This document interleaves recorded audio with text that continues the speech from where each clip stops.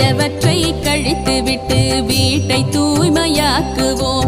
நல்லெண்ணம் பொங்க அகமும் புறமும் தூய்மையாக்குவோம். வாழ்விற்கும் வெள்ளையடித்து போகி நெருப்பில் கொளுத்துவோம்.